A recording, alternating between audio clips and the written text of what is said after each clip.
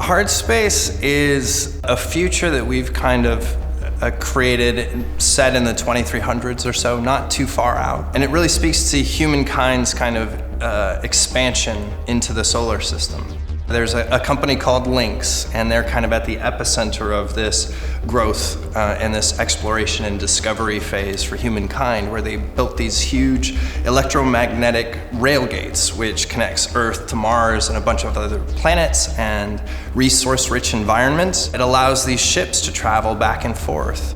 You're essentially playing a zero-G surgeon working on these ships, figuring out what makes them tick. And it's dangerous work, but it's satisfying work.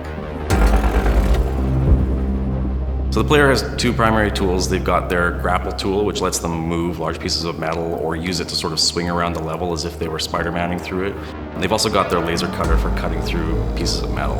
And both of these things you become super familiar with and you learn to master, but you can also, through the progression system, get add-ons for these tools or upgrades for them.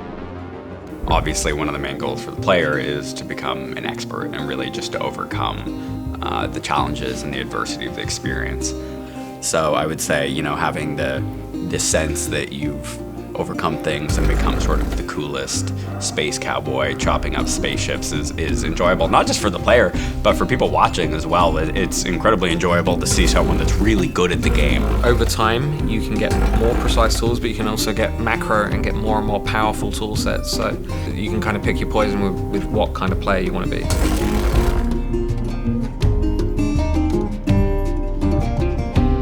When it came time for us to design and develop the controls for this game, we knew it was going to be complicated for new players. So we put a lot of effort into making sure that it was one of those, it's that sweet spot of easy to pick up and play, but difficult to master. It's very important to us that the players feel like they can approach these ships however they want and they can be creative. So we simulate as much as we can about the physics of the ships, and we don't really dictate how they can approach them in terms of salvaging them. So the players can be really creative about how they use the physics and their tools to tear the ships apart. To do this, we had to put a lot of effort into how are we actually simulating this many objects in the game. Even the things that are off screen still have to be simulated because it's affecting the whole bay, the whole ship that you're working on.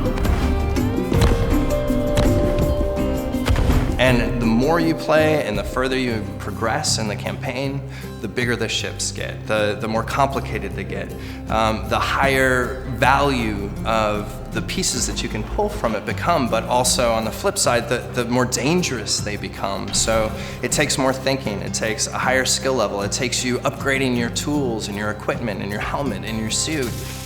The goal with this game was not to make, say, a puzzle experience, but definitely to make people feel like they're approaching similar problems in a different environment and from a different angle every time, so that they never fall into a routine, but that their routine job sort of delivers unique challenges and experiences every time that they go through it. So even if you're cutting up a similar type of ship, having the systems work in a different way, having elemental components interact in different spaces, is gonna force the player to approach things with a fresh lens every time. Totally, and like micro decision making is gonna vastly change the gameplay in a second, so you're not gonna get the same experience each time.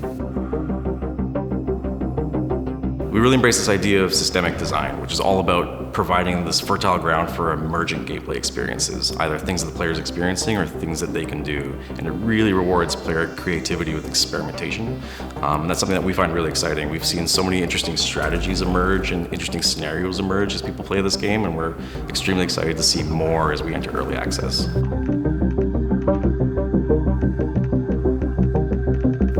If you've ever said to yourself as a player, I want to be part of the process of making this game, this is your opportunity. If you join us on Discord, if you join our conversations, if you give us feedback, this will be a chance to really get involved in the development of the game.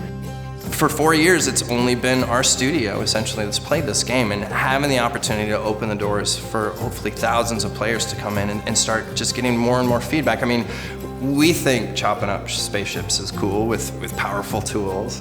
And from the early kind of response from what we've put out there, sounds like there are some others out there. We want to hear what those players want out of this experience.